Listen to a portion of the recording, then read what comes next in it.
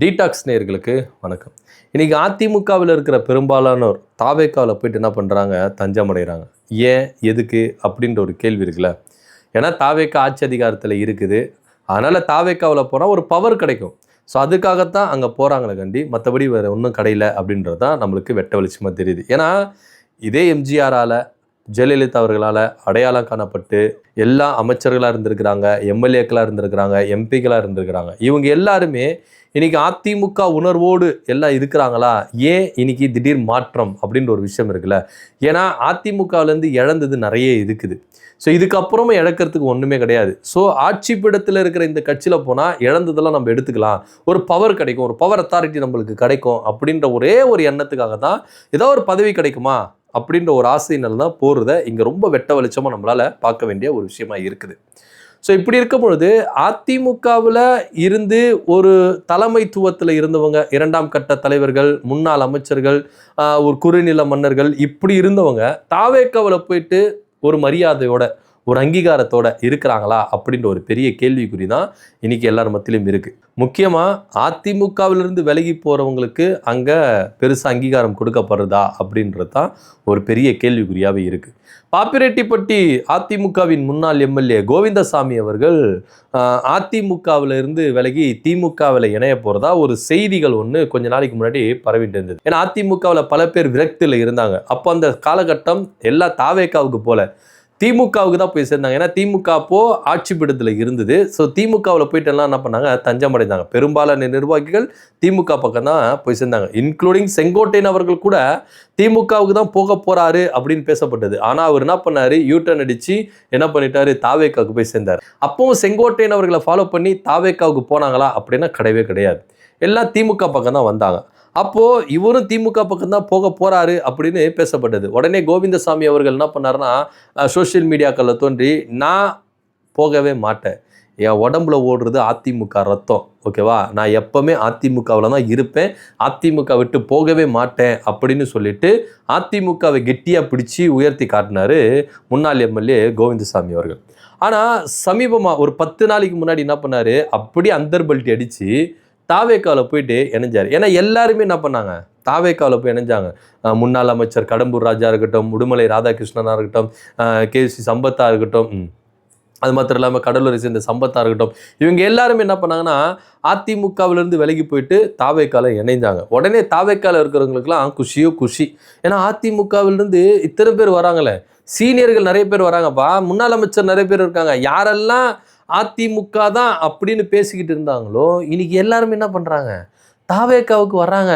So அப்படி இருக்கும்பொழுது தாவேக்கா பெரிய கட்சி ஆயிடுச்சு, தெரியுமா தெரியாதா உங்களுக்கு அப்படின்ற ஒரு பெருசாக ஒரு பயங்கரமான சந்தோஷத்தில் தாவேக்கா இருந்தாங்க. இந்த பக்கம் எதிர்கட்சிகள்லாம் என்ன குறைகள் வச்சாங்க, என்ன குற்றச்சாட்டுகள் வச்சாங்க, விமர்சனங்கள் வச்சாங்க அப்படின்னு பார்த்தோன்னா, தாவேக்கா ஷாப்பிங் பண்ணுறாங்க, அதுவும் அதிமுகவில் இருக்கிற நிர்வாகிகளை ஷாப்பிங் பண்ணுறாங்க. ஏதோ ஒரு பேரம் போயின்னு இருக்கு, இந்த பேரத்தை குறித்து யாரை பேச மாட்டாங்களே, எதுவுமே இது பண்ண மாட்டாங்களே அப்படின்ற ஒரு குறை இருந்தது. இன்க்ளூடிங் மு.க. ஸ்டாலின் அவர்கள் ஸ்ட்ராங்காக ஒரு கேள்வி கேட்குறாரு. என்ன கேள்வி கேட்குறாரு, ஜெயிச்சு 20 நாளுக்குள்ளேயாகவே எம்எல்ஏ பதவி ராஜினாமா பண்ணிட்டு அடுத்த செகண்டே தாவேக்காவில் போய் இணைகிறாங்கன்னா ஏதோ ஒரு குதிரை பேரம் நடந்திருக்கு, ஏதோ ஒரு ஆஃபர் கொடுத்துருக்குறாங்க. அது என்ன ஆஃபர் அப்படின்னு நம்மளுக்கு தெரியல. இதை தட்டி கேட்குற ஜனநாயக சக்தியில் என்ன பண்ணுறாங்க, கூடவே இருந்து அமைதியாக இருக்கிறாங்களே அப்படின்னு சொல்லிட்டு விசிகாவையும் இடதுசாரிகளையும் இவர் கேள்விகள் கேட்டார், குற்றம் சுமத்தினார்.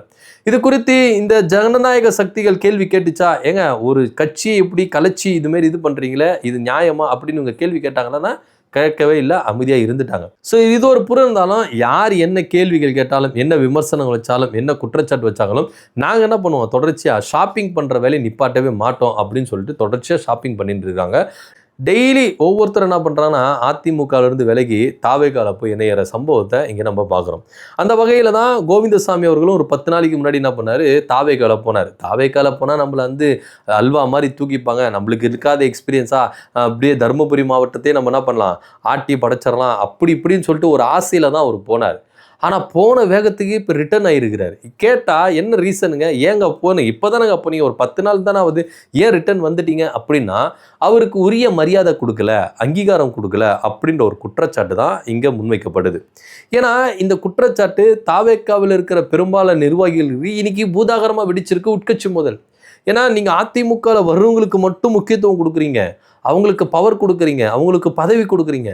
ஏங்க ஆரம்பத்துலேருந்து உழைச்ச எங்களுக்கு எங்கங்க, எங்களுக்கு கொடுக்க மாட்டேன்றீங்களே அப்படின்ற ஒரு பிரச்சனை இன்னைக்கு தாவேக்காவில் பூதாகரமாக வெடிச்சிருக்கு. பல நிர்வாகிகள் குமரின்னு இருக்காங்களாம். ஏன்னா இன்னைக்கு அதிமுகவிலேருந்து வர்றவங்களுக்கு முன்னுரிமை கொடுத்து புஷியானந்த் ஐயாவாக இருக்கட்டும், இல்லை ஆதவர்ஜுனாவாக இருக்கட்டும், எல்லாருமே என்ன பண்ணுறாங்க, புதுசாக கட்சிக்கு வராங்களே, அதிமுகலேருந்து வராங்களே, அவங்களுக்கு மட்டும்தான் முக்கியத்துவம் கொடுக்குறாங்க. இன்னைக்கு கடம்பூர் ராஜெல்லாம் தலையில் தூக்கி வச்சு ஆடுறாங்க, உடுமலை ராதாகிருஷ்ணெல்லாம் தலையில் தூக்கி வச்சு ஆடுறாங்க. ஏன்னா வந்துட்டாங்களே, இவ்வளோ பெரிய ஆளுமைகள் வந்துட்டாங்களே, அதிமுகவை ஒன்றும் இல்லாமல் ஆக்குறதுக்குலாம் இவங்க வந்துட்டாங்கப்பா, இன்னும் அடுத்தடுத்து வரப்போகிறாங்கப்பா, சி விஜயபாஸ்கர் வரப்போகிறாரு, அது மாதிரி எம்ஆர் விஜயபாஸ்கர் வரப்போகிறாரு, இப்படின்ற ஒரு பேச்சுகள் இங்கே அடிபட்டுக்கிட்டு தான் இருக்கிறத நம்ம பார்க்குறோம். சிவி சண்முகம் இன்னும் நிறைய பேர் வரப்போகிறாங்க அப்படின்லாம் சொல்லிக்கிட்டு இருக்காங்க. ஸோ இவங்களாம் வரும்போது இவங்களுக்கெல்லாம் முக்கியத்துவம் கொடுக்கணும். இந்த 4 எம்எல்ஏக்கள் வேறு ராஜினாமா பண்ணிட்டு வந்திருக்காங்க, அவங்களுக்கு முக்கியத்துவம் கொடுக்கணும், திரும்பவும் அந்த தொகுதி அவங்களுக்கு கொடுக்கணும், இப்படின்ற ஒரு பேச்சு அடிபட்டுட்டே இருக்குது.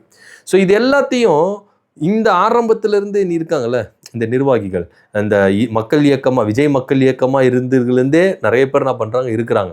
இவங்களுக்கு அந்த அங்கீகாரம் கிடைச்சதா அப்படின்ற ஒரு கேள்வி தான் இங்கே எழும்புது. இதுதான் பூதாகாரமாக இன்னைக்கு தாவேக்கால வெடிச்சு சதறி இருக்கு. ஸோ அவங்க என்ன பண்ணுறாங்க, போர்க்குடி தூக்குறாங்க. ஏங்க வர்றவங்களுக்கெல்லாம் முக்கியத்துவம் கொடுக்குறீங்க, அப்போ எங்களுக்கு நான் நாமத்தை போட்டுருவீங்களா அப்படின்னு.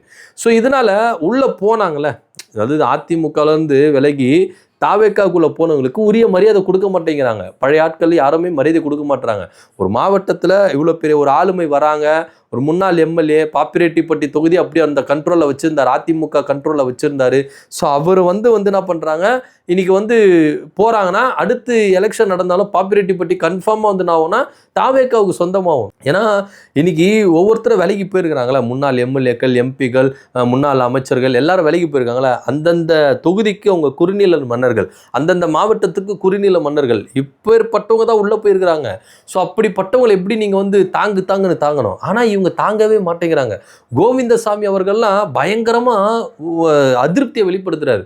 ஏங்க நான் அதிமுகவில் இருந்தால் கூட கொஞ்சம் பவர்ஃபுல்லாக இருந்திருப்பாங்க, எங்கள் மாவட்டத்தில் அந்த அளவுக்கு நான் பவர்ஃபுல்லாக இருப்பேன். தருமபுரி மாவட்டனால கோவிந்தசாமி எம்எல்ஏ, முன்னாள் எம்எல்ஏனா அப்படி இருந்திருக்கு.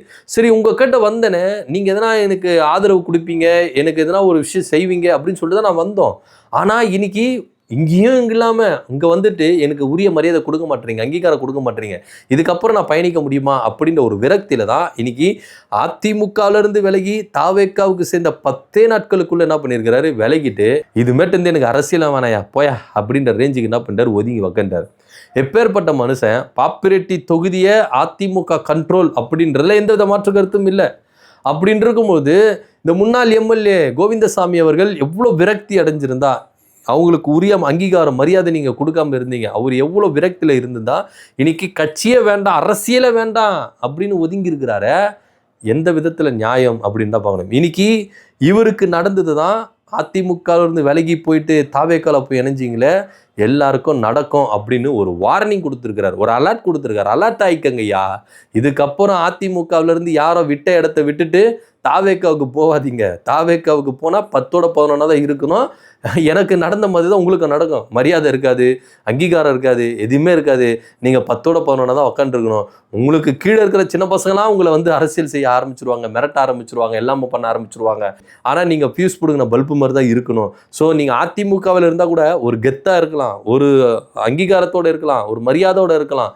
தாவேக்காவுக்கு தயவுசெய்து வந்துடாதீங்க அப்படின்னு தான் ஐயா கோவிந்தசாமி அவர்கள் சொல்கிற மெசேஜ் அப்படின்னு இங்கே சோஷியல் மீடியாக்களில் பரப்பின்னு இருக்காங்க. ஏன்னா தாவேக்காவில் போனீங்கன்னா நீங்கள் ஒரு விஷயத்தை யோசித்து பார்த்தீங்களாங்க, எல்லாரும் யோசித்து பார்த்தீங்களா, பெரிய பெரிய தலைகள் போய் தாவேக்காவில் இணைகிறாங்க. அதிமுகவில் கடம்பூர் ராஜு, சம்பத், அப்புறம் உடுமலை ராதாகிருஷ்ணன் அவர்களாம் எந்த ஒரு ஆளுமை மிக்கவர். ஏன்னா சம்பத் அவர்கள்லாம் ஜெயலலிதாவுடைய குட் புக்கில் இருந்தவர், அவரெல்லாம் போய் சேர்றாரு. ஏன் விஜய் தலைமையில் சேர முடியாதா? ஏன் விஜய் தலைமையில் சேர்த்துக்க மாட்டிங்களா? அது என்னங்க ஆதவர்ஜுனாவை தலைமையில் புஷியானந்த், அவங்களுக்கு என்னங்க இவங்களுடைய அரசியல் எக்ஸ்பீரியன்ஸ் என்ன, இவங்களுடைய அரசியல் எக்ஸ்பீரியன்ஸ் என்ன? விஜய் தானே இவங்களெல்லாம் வரவேற்கணும். விஜய் தாரணி அக்கெல்லாம் போய் சேர்றாங்களே, இவெல்லாம் விஜய் வரவேற்கணும்ல, அவங்க தலைமையில் சேர்க்கணும்ல. ஏன் விஜய் இந்த இணைப்பு நிகழ்ச்சியில் இவ்வளோ பெரிய ஆளுமை மிக்க ஒரு அரசியல் எக்ஸ்பீரியன்ஸான ஆளெல்லாம் வராங்க, ஜாம்பவான்கள் வராங்களே, ஏன் விஜய் வர மாட்டேங்கிறார்? இதை யாருன்னா யோசித்து பார்த்தீங்களா? இல்லை இதை யாருன்னா கேள்வி கேட்டாங்களா? கிடையவே கிடையாது. இவங்களுக்கு இதுதான் அங்கீகாரம், இதுதான் மரியாதை. புசியானது தலைமையிலும் ஆதவர்ஜனா தலைமையில தான் நீங்கள் கட்சியில் சேரணும். விஜய்லாம் வரமாட்டார். நீங்கள் எப்பேற்பட்ட ஆளாக இருந்தாலும் விஜய்லாம் வரமாட்டார். இதுதான் உங்களுக்கு கொடுக்குற ஒரு மரியாதை, அங்கீகாரம் அப்படின்னு நினச்சிக்கணும். ஸோ கோவிந்தசாமி அவர்கள் 10 நாள் தான் அதிமுகலேருந்து தாவேக்காவுக்கு போனார். அடுத்த 10வது நாள் அரசியல வேணாம் அப்படின்னு சொல்லிட்டு ஒதுங்கி நிற்கிறாருன்னா, இனி ஒவ்வொருத்தருக்கும் அதுதான் நடக்கும். அடுத்தடுத்து தாவேக்காவிலிருந்து பல பேர் விலகி வருவாங்க அப்படின்னு தான் இங்கே பார்க்க வேண்டிய ஒரு விஷயமா இருக்குது. தயவு செய்து அதிமுகவில் இருக்கிற இடத்த விட்டுடாதீங்க. விட்டுட்டு தாவேக்காவுக்கு போனீங்கன்னா திரும்ப அதிமுகவுக்கு வந்து அந்த இடம் கிடைக்காது அப்படின்ற ஒரு விதத்தில் தான் மனுஷன் அரசியலே வேண்டாம், விட்டுங்க, ஆளை விடுங்கடா சாமி அப்படின்ற ரேஞ்சுக்கு ஒதுங்கி நிற்கிறத இங்கே நம்ம பார்க்குறோம். இதை பற்றியோட கருத்து என்ன அப்படின்னு கீழே கமெண்ட் பண்ணுங்கள். நன்றி, வணக்கம்.